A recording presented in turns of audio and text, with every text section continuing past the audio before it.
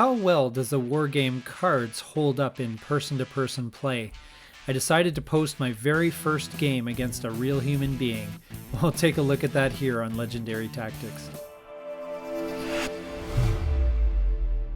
So to get into a game of cards against a live opponent, you just click on Battle and you select your deck. Now, I don't know why someone requested me to post my first game of cards against a real person. I've walked through the tutorial, but this is honestly my first game playing against a live opponent.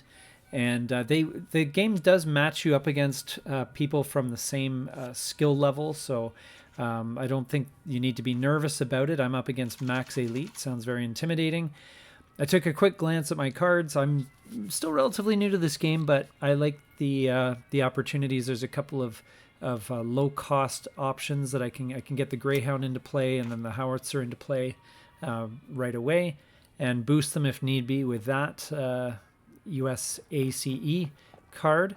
And it looks like it's a bit of a civil war because Max Elite took the US as well. So my first play is going to be pretty obvious. Get that tank down.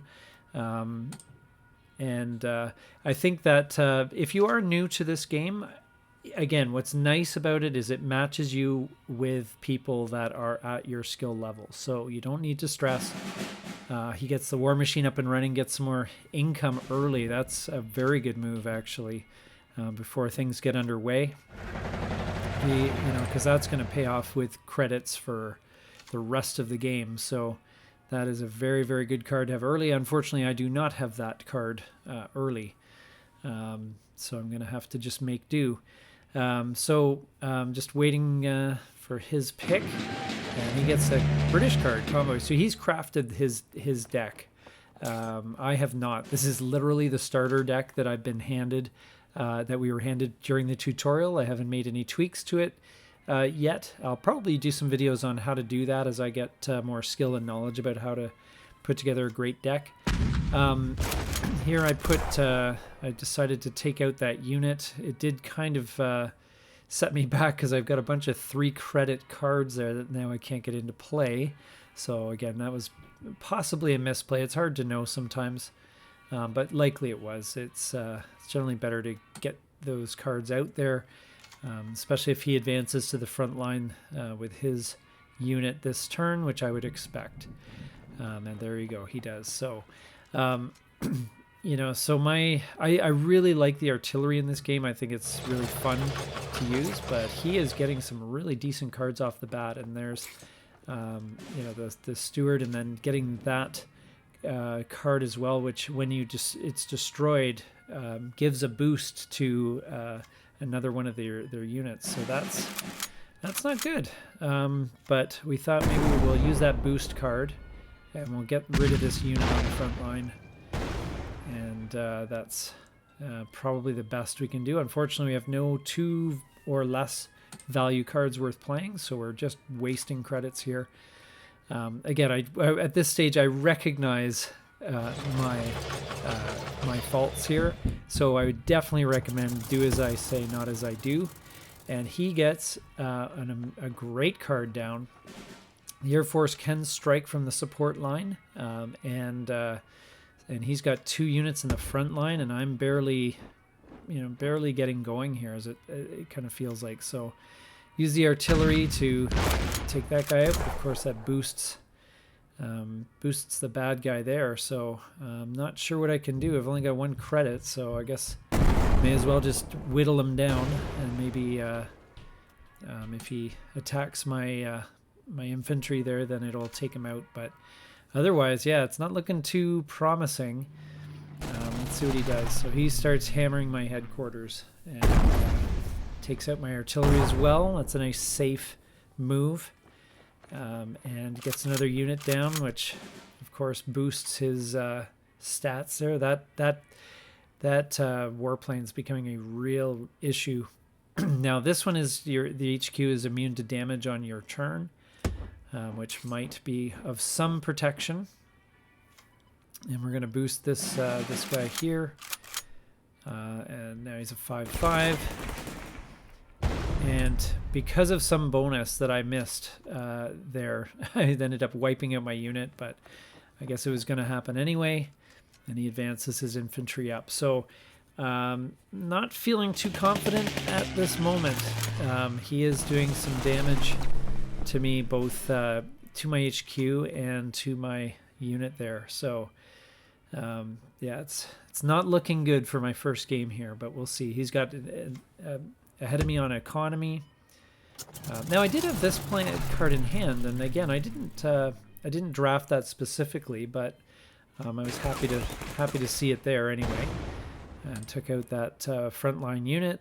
And but I really need to shut down that airplane. It's just gonna shoot me and blow me up from afar here, and I'm gonna lose this game pretty quickly. I'm down to just 6 health. So, but I'm now getting, my credits are up to a reasonable level now. I can start perhaps playing 2 cards down and doing 2 attacks. But he is building up his air force, and I'm really gonna have to do what I can to slow this down. And to be honest, I don't know if I can stop the loss here. But I'm just gonna take out the units. It's a bit of a safe play, but want to make sure that we get ourselves out of the position where we are losing, definitely losing on the next turn. Let's get a bunch of units down, and maybe we can distract him. Maybe, who knows? But yeah, now I'm getting my my stuff going. But he, or she, I guess, definitely got off to a much better start. And interestingly, he blows up my airplane. This is where I was wondering whether Max Elite got a little bit cocky at this stage, because as far as I could determine, it seemed to me that there was an auto win. Basically, I just needed to hit my Max Elite just needed to hit my HQ, and I was done for. But I don't know what was going on there. So I'm just doing what I can to get as many forces in place as possible. And again, I don't see any reason why Max Elite can't finish me off this turn. However, oddly, goes for the Air Force. So I'm not sure what happened here. I don't think Max Elite 23 is a bot, but definitely some unusual play going on. And now I've got some options to strike back. He's only got 2 cards in hand. I've just taken out his airplane and advancing some troops forward here, and we can drop another couple of cards down. So now the battle is definitely swinging my way, even though I am vulnerable. If he can get a unit down that will, hit my HQ. Otherwise, I'm not sure. It really seems to have swung my way. The battle has really been, all of a sudden, the tide has turned. So again, if you're not confident in playing as a beginner, don't worry. It seems like there's no guarantee of that you're going to be overwhelmed by strategic play here, because I couldn't believe, as far as I can tell, there's no reason why I could not have been wiped out here. But that's fine. I'll take it. I'm going to advance one of these aircraft, the Warhawk, up to the front line and get my support line in place. Now his HQ still has a fair amount of health. I'm going to do what I can to damage that unit, and in fact sacrifice one of my Warhawks to get rid of it. And now, unfortunately, I was hoping against hope that there'd be an worthy attack. But now I've only got 2 cards. This is it for units now for a little while. The cards I have are okay, but they are not going to... they're not units on the ground. They're just kind of some damage and pinning and that kind of thing. So I'm kind of used up here, and suddenly I notice Max Elite has 5 cards. It drops a tank down, but that's doable. We can wipe him out with the infantry. Might be 1 for 1, and there's again. I think those are Corsairs, and he gets the War Machine. Now, at this point in the game, probably not as impactful. to play that. The fact that he got that that War Machine card early, that's a game changer. That's really, really useful. So this is where you can start to take advantage of combos. So I moved up the Greyhound, boosted my artillery value, took out the tanks with the boosted artillery value, attacking the HQ, doing as much damage as I can there. And, you know, there's not a lot else I can do that way, but I've got 3 credits. So I want to keep those 2 back if I can, just in the odd chance that they're going to prevent damage. And interestingly, again, goes to take out that unit. So again, I'm not sure why. I can't see why. If you do know why, please post in the comments. But to me, it just seems like substandard play. But which is in a lot of cases, a lot of times that's the case. I'm going to use my Warhawk to take out the Corsair there, and keep that Greyhound up so that you can get some boost in combat values there. Now, the advantage with not having a lot of units to deploy is you've got a lot of credits to utilize. I'm, you know, in terms of moving units if you need to, attacking, that kind of thing. Sometimes there can be a real balancing act between the two. But yeah, very weak response. And again, this is game over as it happens.